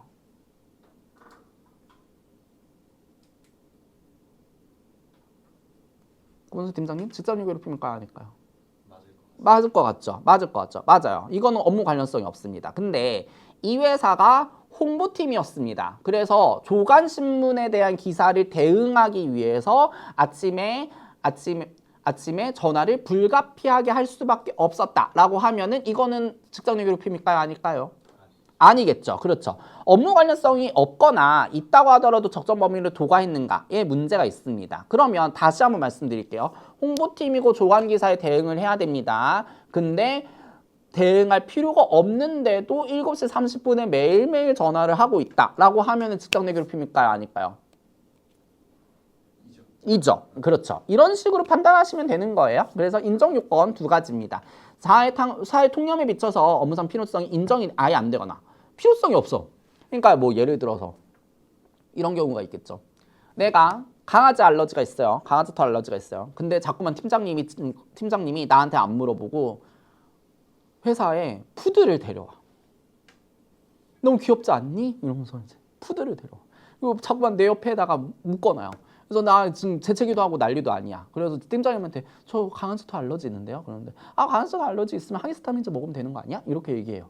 그럼 이거 업무상 필요성 있습니까? 없습니까? 없죠. 그러니까 이게 직장 괴롭힘인 거예요. 그리고 업무상 필요성이 인정이 되더라도 행위 형태가 사회통념에 비추어 볼 때 상당하지 않아요. 아까 7시 30분에 예를 들었습니다. 이런 식으로 판단하시면 될 것 같아요. 넘어가겠습니다. 마지막이 이제 고통입니다. 고통. 신체적, 정신적 고통이 발생을 했느냐의 문제입니다. 일반적이고 평균적인 사람 입장에서 판단한다고 하는데 요즘에는 대부분 정신과에 가세요. 그리고 사실 직장 내 괴롭힘을 신고하실 정도면은 우울증이 발생하시는 경우들이 많습니다. 그래서 심리상담 이력 등을 자료를 제출하시는 경우들이 많다라는 말씀을 드리고 꼭 고통이 발생한다 이것만 있는 건 아니에요. 이제 고용노동부 매뉴얼 보면은 근무 환경이 객관적으로 악화됐다라고 해서 업무를 하는데 지장이 있다라고 발생을 하면 이게 신체적 정신적 고통이 있었다라고 보거든요. 그러니까 뭐 아까 이제 강아지 얘기를 들었는데 강아지가 막 이따만한 막 이제 막 진돗개야. 그래가지고 이제 시도 때도 없이 짖어대. 이러면은 당연히 뭐겠습니까? 근무 환경이 악화겠죠. 또 근무 환경이 악화로 드는 이제 대표적인 예가 뭐가 있냐면 면벽수행입니다. 면벽수행. 이제 벽을 면하게 하는 수행이다라고 해서 이제 은어가 있는데 이제 뭐 요즘엔 드라마에 잘 안 나오는 것 같은데 예전에 막 드라마에 막 이런 거 있었잖아요. 막 독서실 책상 같은 거 만들어가지고 막 거기에서 이제 공고 사직서에 이제 사직서 안 쓴다고 그러면 거기 계속 이제 앉아 있게 하고 막 이런 일들. 근데 이런 경우도 사실 근무 환경이 악화됐다, 객관적으로 악화됐다고 보기 때문에 사실 이거는 정신적 고통이 발생했다 이런 식으로 보는 경우들이 있다라고 말씀을 해드리도록 하겠습니다. 다음은 케이스 바이 케이스입니다. 아까도 말씀을 드렸다시피 아까 7시 30분에 예를 들었잖아요. 이게 맥락을 봐야 돼요. 직장 내 괴롭힘은. 아까도 말씀을 드렸다시피 우의성과 고통에 대한 경우에는 이게 입증이 그렇게 어렵지 않단 말이에요. 근데 문제는 업무 관련성이 있느냐 없느냐의 문제가 가장 어려워요. 그리고 이거는 사실 노무사도 이렇게 직장 내 괴롭힘 이제 조사 보고서를 쓰다가 막히는 부분이 이 부분이에요. 이게 업무상 필요성이 있나? 요거 막히고. 업무상 필요성이 있어. 그러면은 이게 적정 범위를 도과했나? 이게 이제 물음표가 이제 2번 뜨는 거죠. 그러면은 이제 노무사들끼리 모여가지고 넌 이거 어떻게 생각해? 이렇게 물어본단 말이에요. 그래서 이제 이거는 이제 판례나 이제 실제 사례들을 보면서 좀 감수성을 키우시는 훈련을 하는 게 중요합니다. 그래서 오늘 제가 3개 가져왔는데 시간에 여유가 없으니까 오늘 4시 반까지죠. 3시까지요? 아니 3시 반. 3시 반. 3시 반까지죠. 그래서 3개 가져왔는데 일단 뭐 하나만 하고 넘어가도록 하겠습니다. 뭘 하는 게 좋을까요? 요걸로 할까요? 요거는 해보죠. 자, 케이스 2번입니다. 요거는 이제 중앙노동위원회 2022년에 있었던 재결입니다. 좀 따끈따끈하죠? 자, 보면은, 자, 행위자가 여기는 이제 건설 현장이었어요. 그래서 이제 건설 현장에 보면은 막 이런 건설 현장에만 쓰이는 은어들이 있으면 뭐 십장 뭐 이런 것들 있잖아요. 여기는 반이 있었던 것 같아요. 그래서 반에 반장님이 한 분 계시고 반 근로자가 19명 있었던 거예요. 19명. 근데 건설 현장이기 때문에 연세들이 다 들쭉날쭉하고 이제 반장님이 연세가 어리신 경우들도 꽤 많습니다. 그러니까 이제 뭐 자격증이 좀 있으시다거나 아니면 이 사람 뭐 짐을 잘 나른다거나 아니면 이 건설 현장에서만 진짜 오래 일했어. 이러면 이제 반장님 시켜주시거든요. 근데 이 19명 그래서 이제 보면은 16명의 반 근로자가 반장님보다는 나이가 많으셨대요. 근데 반 근로자 19명이 반장님을 되게 싫어했던 모양이에요. 그래서 2달 동안 이제 점심시간과 이런 곳에 이제 홍보물을 이제 배포를 하면서 우리는 이 반장을 인정할 수 없다. 이제 반장을 바꿔라. 이런 식으로 홍보물도 배포하고 피켓 시위도 하고 현수막도 걸었대요. 그러면 반장님이 힘드실 거 아니에요. 한밭집이 있어. 컨테이너로 들어가야 돼. 근데 컨테이너 앞에서 나를 욕하는 홍보물을 막 이제 다른 사람도 아니고 내 반장 이제 우리 반 근로자들이 막 돌리고 있어요. 그래서 진술을 뭐라고 하셨냐 하면 식당 앞에서 홍보물을 돌리는 날에는 나는 식사하지 않았다. 왜냐면 그거 보기가 너무 힘드니까. 이렇게 하시고 우울증과 불면증 진단을 받으셨다고 해서 진단서도 가져오셨습니다. 그런데 이제 이게 중앙노동위원회로 올라갔죠. 이게 뭔가 사건이 된 거예요. 직장내 괴롭힘으로 뭔가 이제 뭐 부당노동 행위라든지 아니면 부당해고라든지 부당징계라든지 뭔가 있었던 것 같아요. 그런데 보면은 반 근로자들이 여기에 대해서 뭐라고 이제 반박을 했냐면 이건 노동조합 활동이다. 우리는 적법하게 했다. 그리고 직장내 괴롭힘 의도가 없었다라고 진술했습니다. 그러면 쟁점은 이거죠. 첫째, 반 근로자, 일반 근로자가 상사에 대해서 직장 내 괴롭힘을 가할 수 있는가? 그러니까 사실 이게 우위성이 위계에 대한 우위는 아니잖아요. 왜냐하면 반장님이 지금 피해자고 일반 근로자들이 지금 가해자니까 부하 직원이 상사에 대해서 직장 내 괴롭힘을 가할 수 있는가라는 쟁점이 하나가 있고, 둘째는 이것이 업무상 적정 범위에 해당이 되는가. 이 반장에 대한 이제 일종의 이제 비위 행위 등등을 이제 고발하는 거죠. 이것이 업무상으로 필요했는가 혹은 업무상 적정 범위를 도과했는가라는 쟁점이 또 하나가 있죠. 그다음에 나머지 이제 우울증과 불면증이 있으니까 사실 이거 피해는 고통 뭐 정신적 고통에 대해서는 입증이 가능하니까 요거는 쟁점의 사항이 될 겁니다. 그러니까 쟁점이 2가지예요. 우위성이 인정이 되는가 아니면 업무 관련성이 인정이 되는가 요 2개예요. 그럼 어떻게 보세요? 직장 괴롭힘 맞을까 아닐까요? 맞아요. 맞게 보십니까? 왜요? 집단이 우위와 상관이 없어도 집단이 가했으니까. 그런 가해 또 그러면은 이제 업무 관련성에 대해서 어떻게 보십니까? 업무 관련성이 없는 거죠.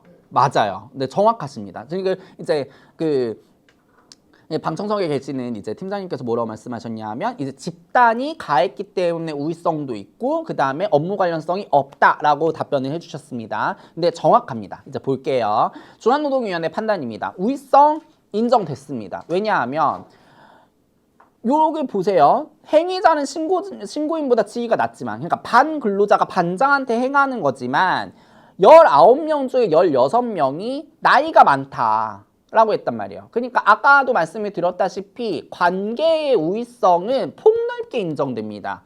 그래서 나이가 많은 것도 우위성이 있다고 본 거예요. 그리고 근속연수에 대한 지적도 있었어요. 대다수는 근속연수가 길다. 그러니까 반장님이 뭔가 실력이 좋았던 것 같죠.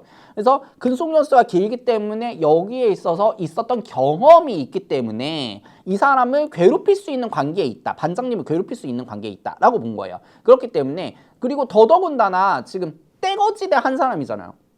19명 대 하나. 이것도 관계상의 우위가 있지 않습니까? 그렇기 때문에 신고인을 상대로 관계상의 우위가 있다. 그러니까 이제 직위의 우위가 있는 게 아니더라도 관계상의 우위가 있다라고 해가지고 인정이 됐고, 두 번째 업무상 필요성입니다. 아까 이제 반원들이 뭐라고 이제 주장을 했습니까? 이거는 노동조합 활동이다라고 주장을 했는데, 노동조합 활동은요 근로조건을 개선하기 위한 목적이 있어야 되는 겁니다. 근데 반장님을 바꾼다고 해서 나의 근로조건이 향상이 되는가, 요거를 입증했어야 되는데 요거 입증을 못한 거예요. 그래서 중앙노동위원회가 뭐라고 봤냐, 반장의 해임은 사용자의 인사권이다. 이건 근로조건에 해당하는 게 아니다. 그렇기 때문에 노동조합 활동 자체가 아니라고 봤어요. 그래서 괴롭힘의 의도가 없었다라고 주장을 하지만 이게 괴롭힘의 의도가 있었는지 없었는지는 판단의 기준이 되지 않는다라고 봤습니다. 아까도 말씀드렸다시피 100이면 100 감독관님 앞에 가거나 아니면은 이제 노동위원회 가면은 사장님들이 뭐라고 얘기하시면 난 그런 의도 없었다. 난 이거 선이었어. 이렇게 말씀을 하시지만 뭐든지 뭐예요? 다 결과적으로 임금을 왜 안 줬냐, 이게 문제인 거고, 왜 근로시간 관리를 했느냐, 이게 문제가 되는 거지 의도가 문제가 되는 게 아닙니다. 결국에 업무상 필요도 없고, 업무상 필요가 있었다고 하더라도 적정 범위를 넘어섰다고 봐야 되겠죠. 그리고 신체정신적 공동은 이제 뭐 정신과 진료를 받았으니까. 그래서 결론적으로 직장 내 괴롭힘에 해당된다고 본 겁니다. 그러니까 아까도 감수성에 대해서 말씀을 드렸어요. 감수성에 대해서. 그러니까 이거를 이 반 근로자분들은 업무상 필요한 행위라고 보셨을 거란 말이에요. 왜냐하면 반장을 잘못 뽑아서 내가 너무 힘들어 이렇게 생각하셨을 거란 말이에요. 지금 19명 있다고 그랬잖아요. 19명. 그리고 19명 모여가지고 맨날 뭔 얘기 하셨어요. 저 머리에 피도 안 마른 거 이렇게 앉혀가지고 우리가 너무 힘들다. 업무 지시가 이상하다.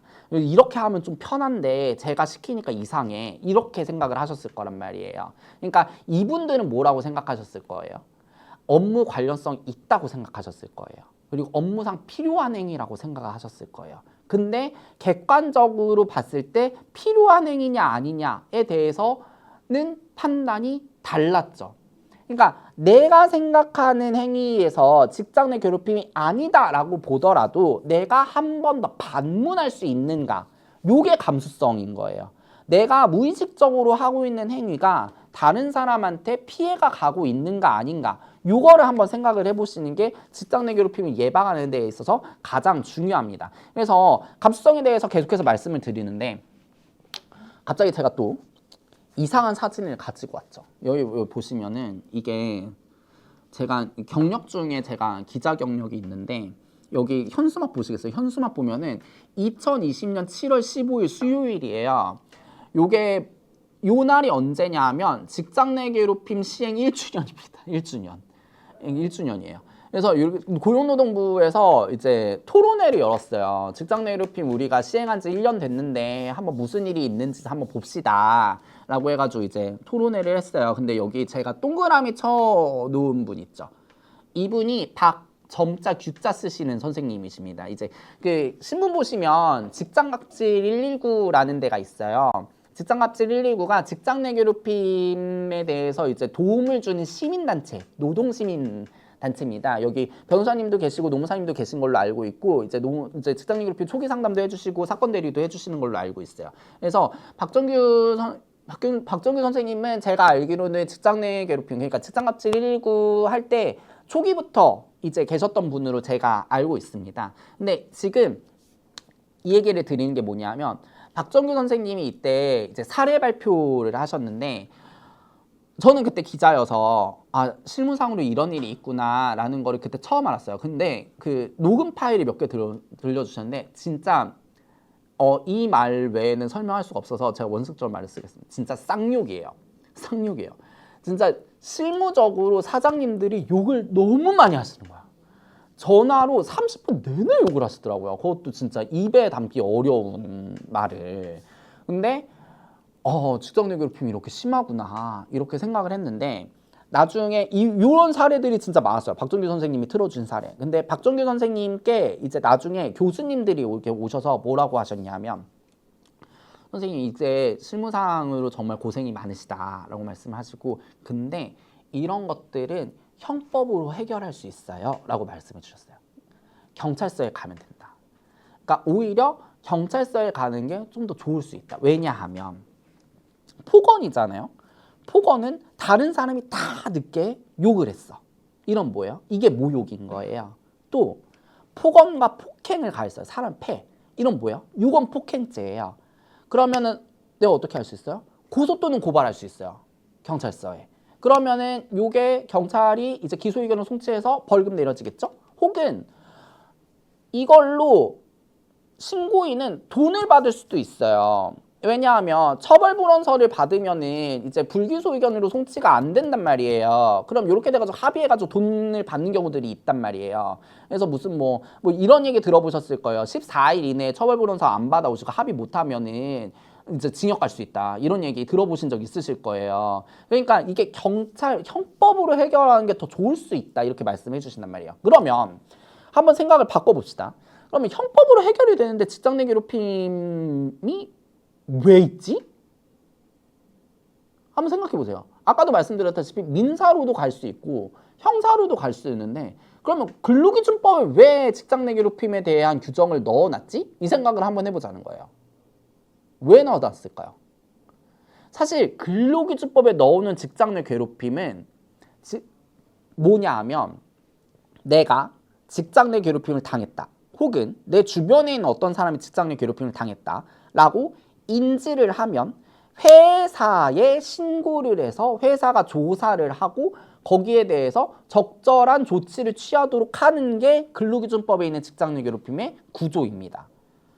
그러면 비판하실 때 뭐라고 하시냐면 왜 회사가 조사를 해? 감독관이 조사를 해야지? 이렇게 생각을 하실 수 있어요. 왜냐하면 회사의 사장님이 자꾸만 괴롭힘을 하는데 회사가 조사를 하면 이게 공정하게 조사가 되겠느냐. 사실 뭐 일리 있는 주장이죠. 근데 법령의 구조가 이렇게 돼 있어요. 그러니까 법령의 취지는 누군가를 징계하거나 벌 주려고 하는 게 아니다라는 거 우리가 알 수가 있어요. 만약에 징계하고 벌 주려면 뭘로 가면 돼요? 경찰서로 가면 되는 거지. 돈 받으려면 어디로 가야 되는 거예요? 법원으로 가면 되는 거예요. 민사로 해결하면 되는 거예요. 그러니까 근로기준법에 직장 내 괴롭힘을 넣어놓은 거는 조직 문화를 개선하기 위한 취지가 있는 거예요. 다 같이 일하는 회사이기 때문에 내가 무의식적으로 보고서를 볼 때 타닥타닥타닥타닥 써.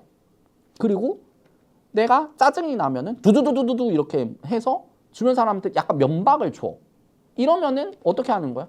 저 사람은 나의 행동이 이게 불편하다고 생각을 하니 직장 내 괴롭힘이라고 본다. 그러니까 여기에 대해서 개선해 주세요라고 조직 문화를 만들어 보자 하는 취지가 있는 거예요. 그래서 직장 내 괴롭힘에 대해서 저도 이제 조사도 많이 하고 그러면 조사하면 이제 신고인도 만나고 피신고인도 만나겠죠. 이러면은 무슨 생각이 드냐 하면 가끔씩 이 법이 진짜 오해를 많이 받고 있다. 이런 생각을 할 때가 많아요. 다음으로 넘어가겠습니다. 그래서 요즘에 이 오해에 대해서 말씀을 드리는 이유가 뭐냐 하면 요즘의 트렌드는 이제는 감수성을 넘어서는 것 같습니다. 요즘의 직장 내 괴롭힘의 트렌드는 이거예요. 2차 가해, 그 다음에 무고, 그 다음에 비밀 유지, 공정성, 신속성. 이제는 감수성 레벨 이제 시즌 2로 좀 나가는 것 같아요. 그러니까 이제 설명을 드리면 하나하나 설명을 드릴게요. 무고 진짜 심각해요. 무고. 그러니까 어떻게 생각을 하시냐면 내가 저 반장이 마음에 안 들어. 반장이 마음에 안 들어. 그래서 직장 내 괴롭힘으로 이것도 넣고 이것도 넣고 이것도 넣고 이래요. 그리고 주변 사람들한테는 이렇게 말씀하시는 거예요. 내가 저 반장 반드시 쫓아낸다. 직장 내 괴롭힘으로. 이렇게 말씀하시는 거예요. 그런데 당하는 사람 입장에서 난 이런 거 한 적이 없거든. 그렇게 해가지고 증빙자료 다 내요. 이게 뭡니까? 이게 무고예요. 아무런 근거가 없음에도 뭔가 다른 목적으로 신고 내지 징계를 받을 수 있도록 유도하는 행위. 이게 뭡니까? 이게 무고란 말이에요. 그러니까 조직 문화를 개선하기 위한 취지가 있는데 이거를 오해하셔서 밑에 있는 부하 직원이 상사를 쫓아내기 위한 뭔가 제도로 생각을 하신단 말이에요. 이것도 뭡니까? 이것도 무고죄가 될 수 있어요. 주의하셔야 됩니다. 그리고 2차 가해 문제, 또 비밀 유지의 문제랑 2차 가해 문제가 이제 좀 엮여 들어가는데 직장 내 괴롭힘의 신고를 이제 전담하는 사람이 있잖아요. 근데 전담하는 사람이 이제 회사가 너무 적다 보니까 처음 이 신고를 받았어. 그래가지고 어떡하지 이렇게 하다가 주변에 있는 사람한테 다 이걸 말하고 다니는 거예요. 제가 그랬대. 제가 어떻게 했대. 이러고서 이제 한단 말이에요. 그럼 본인 입장에서는 이게 가닥이 안 잡혀가지고 사건을 좀 제대로 해보려고 했던 건데, 근데 아시다시피 조직 내에서 소문은 어마무시하게 빨리 퍼집니다. 그러면 내가 어떤 행동을 당해가지고 직장 내 괴롭힘을 당했는데 나는 이 사람한테만 이제 정식적으로 신고를 했는데 이 얘기가 다 퍼지고 있어. 그래가지고 주변 사람들이 갑자기 와가지고 힘들지? 이렇게 물어봐요. 이게 뭐예요? 이게 2차 가해입니다. 이게 2차 가해. 왜냐하면 나는 여기에 대해서 아무도 모르는 걸 원했고 모르기를 바랬는데 다 알게 됐잖아요. 또 이게 소문이 퍼지다 보니까 가해자로 특정된 사람이 나한테 와가지고 갑자기 사과해. 모든 사람이 보는 앞에서. 이게 뭐예요? 이게 2차 가해죠. 근데 이분들도 다 이유가 있어요. 왜냐면 사과하시는 분 사과하시는 대로 저 사람이 불편하다고 생각을 하니까 내가 사과했다. 사과를 해야 되는 거 아니겠느냐. 이렇게 말씀을 하시고, 또 신고 받으신 분의 입장에서는 또 뭐라고 말씀하시면 나는 조사 제대로 하려고 이제 여러 사람의 의견을 구한 거다. 이렇게 말씀을 하시지만 사실 이것도 뭡니까? 직장 내 괴롭힘의 감수성은 떨어지는 거죠. 또 공정성과 신속성에 대해서도 말씀드리겠습니다. 신속성. 사실 직장 내 괴롭힘 조사는 빨리 해야 됩니다. 징계의 4원칙 중에 하나예요. 징계를 하기 위해서는 신속하게 해야 된다. 왜냐하면 사람이 이래요. 이게 길어지면은 징계만 기억에 남고 내가 뭔 일을 했는지 머릿속에서 사라져버려. 그래서 징계위원회에 갔을 때 내가 반성을 안 하게 돼요. 너무 오랜 시간이 지났기 때문에. 그래서 신속하게 해야 되는데 이거에 대해서 어떡하지 이렇게 하다가, 그리고 법에는 며칠 안에 조사 끝내라 이런 것도 없어요. 그래서 제가 봤을 때 진짜 이런 경우는 막 9개월 걸려서 조사하고, 이러면 9개월 동안 이 사람은 직장 내 괴롭힘을 했다라고 이제 판단이 났는데 이거를 9개월 이후에 알게 됐단 말이에요. 그럼 이 사람 9개월 동안 똑같은 일을 안 했을까요? 하지 않았을까요? 그것도 어떤 채로? 이게 직장 내 괴롭힘이라는 사실을 모르는 채로 이렇게 되지 않을까요? 그러니까 신속하게 해야 되는데 이거에 대해서도 너무 좀 무디게 생각하시는 경우들이 있다. 그리고 공정성. 이 부분에 대해서는 조금 논란이 있는 게, 공정하게 해야 되는데, 그러니까 이제 한 사람한테만 물어보는 게 아니라 여러 사람한테 조사를 하는 데 있어서는 이 얘기도 듣고 이 얘기도 듣고 이제 자료도 다 받아보고 이렇게 해야 되는데, 한 사람이랑만 막 하고 자료도 이론돼서 받고 이렇게 해가지고 이제 징계위원회에 갔을 때 신고한 사람이 이렇게 그 피해 근로자의 의견을 듣도록 돼 있거든요. 징계를 할 때. 근데 벙찌는 거예요. 아니 이런 식으로 조사가 됐단 말이야? 이렇게 돼가지고 이게 결국 어디로 넘어갑니까? 또 노동청으로 가요. 조사가 공정하게 이루어지지 않았으니 이거에 대해서 시정 지시를 내려주십시오. 이런 식으로 간단 말이에요. 그러니까 이전에는 직장 내 괴롭힘인가 아닌가, 내가 하고 있는 행위가 누군가한테 피해를 주고 있는가, 여기에 대해서의 감수성을 키우는 것이 필요했다면, 이제는 직장 내 괴롭힘이라고 인지를 했을 때 이 사람을 보호하기 위해서는 어떻게 해야 되는가, 나는 직장 내 괴롭힘이라는 제도를 제대로 입법 취지에 맞게 행동하고 있는가, 그 다음에 비밀 유지는 제대로 되고 있는가, 이 사람은 제대로 보호하고 있는가, 우리 조직 문화를 유지하기 위해서 신속하고 공정하게 조사를 하고 있는가 라는 식으로 지금 사람들의 감수성이 올라가고 있다는 거죠. 근데 여기에 대해서 소규모 사업장이라고 해서 예외가 됩니까? 안 되죠. 아까도 말씀을 드렸다시피 소규모 사업장에 있는 사장님들이랑 대화를 하면은 많은 분들이 이렇게 얘기를 하세요. 내보내고 싶은 사람들은 안 나가는데 진짜 자르고 싶어도 자를 수가 없고 좀 오래 일을 시키고 싶은 사람은 왜 이렇게 나가려고 하는지 너무 힘들다 이렇게 말씀을 하세요. 그러면 이것도 좀 감수성 있게 생각을 해보자고요. 생각을 해봅시다. 왜 그 회사에는 사장님이 싫어하는 사람만 자꾸만 남으려고 하고 사장님이 원하는 사람들은 왜 자꾸만 나가려고 할까? 내부에서 뭔가 문제가 있는 거죠. 사장님이 싫어하는 사람인데 주변 사람한테 이 사람이 제대로 하고 있을까? 이것도 한번 생각해 보셔야 되고 그리고 이 사람도 나가기 전에 뭔가 시그널을 줬을 거란 말이에요. 그러니까 이제 사장님이 붙들고 싶으신 분들 조직 문화에 있어서 시그널을 계속해서 주고 있었을 때 내가 이거에 대해서 제대로 파악하지 못했던 것은 아닐까 또 생각해 보셔야 됩니다. 그러니까 사장님도 좋은 근로자들을 끌고 가시기 위해서는 이런 식의 감수성을 좀 키워보실 필요가 있는 거고 내가 과연 직장 내 괴롭힘에 대해서 또 직장 내 성희롱에 대해서 조직 문화를 관리하는 입장에서 내가 어떠한 노력을 다하고 있는가를 한번 생각해 보실 필요가 있다는 거죠. 요즘 참 진짜 격동의 시대인 것 같습니다. 노동법도 워낙에 많이 바뀌고 있고 저는 개인적으로는 노란봉투법, 노조법 제2조와 3조의 개정안 이렇게 빨리 통과가 될 거라고 생각을 못했는데 통과가 되는 걸 보면서 5년 동안 진짜 많은 것들이 바뀌겠구나 이런 생각을 좀 하고는 합니다. 아까 말씀드렸다시피 5인 미만 사업장에 적용이 되지 않는 규정들에 대해서 말씀드렸고 적용이 되는 규정에 대해서 말씀을 드렸고 또 직장 내 괴롭힘에 대해서도 5인 미만 사업장에는 적용이 안 된다라고 말씀을 드렸습니다만은 이제 법이 어떻게 바뀔지 이제 알 수가 없어요. 예.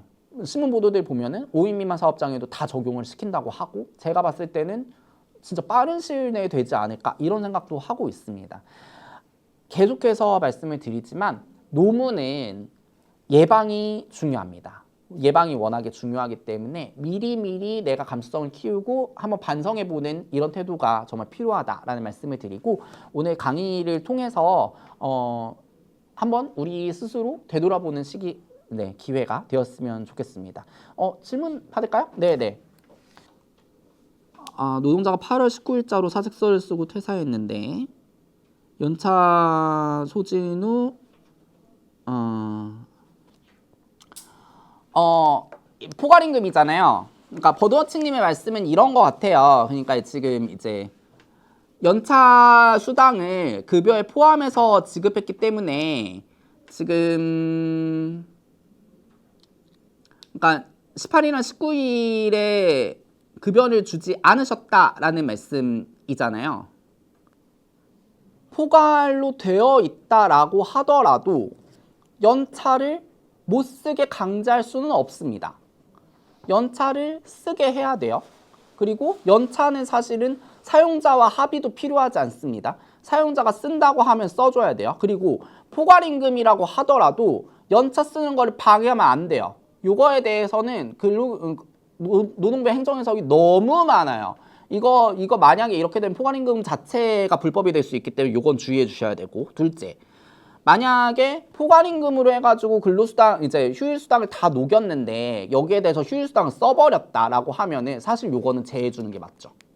원칙적으로. 왜냐하면 녹여 넣은 연차수당을 이제 연차를 썼기 때문에 수당이 발생하지 않았잖아요. 그래서 요거는 이제 제하고 지급한다라고 하는 거는 뭐 일리 있다고 보여집니다. 근데 다만 지금 뭐 주신 거에 대해서는 이렇게 판단이 되는데 이거는 근로계약서를 좀 봐야 될 것 같아요. 왜냐하면 포괄이 제대로 되어 있는지는 제가 좀 봐야 될 것 같아서 그래서 좀 원칙적으로는 이렇게 말씀을 드립니다만 이제 자세하게는 노무사 상담을 받기를 권해 드립니다. 다른 질문은 이제 없는 것 같네요. 네. 그래서 이제 그러면은 이제 마무리하도록 하겠습니다. 그래서 제가 마지막에 지금 이제 강의안으로 띄워놨는데 제 이제 연락처입니다. 그래서 5533-6756이에요. 그래서 이걸로 이제 연락 주시면은 언제든지 이제 상담해 드릴 수 있으니까 이제 연락 주시면 좋을 것 같고요. 오늘 아무쪼록 이번 강의를 통해서 조금 더 이제 저는 이게 제일 좋아요. 저는 사건 이길 때보다 사건이 발생하지 않게 방어하는 것, 예방하는 것이 가장 중요하다고 생각합니다. 왜냐하면 사건이 있다는 거는 이미 얼굴 붉힐 일이 생겼다는 거잖아요. 얼굴 붉히지 않고 일하는 사업장이 훨씬 좋은 회사입니다. 그래서 아무쪼록 이번 강의를 통해서 조금 더 좋은 회사, 일할 맛 나는 회사가 되기를 바라는 마음으로 이번 강의 준비했고, 아무쪼록 그런 마음이 좀 전달됐으면 좋겠습니다. 네, 자, 긴 시간 강의 들어주셔서 감사합니다.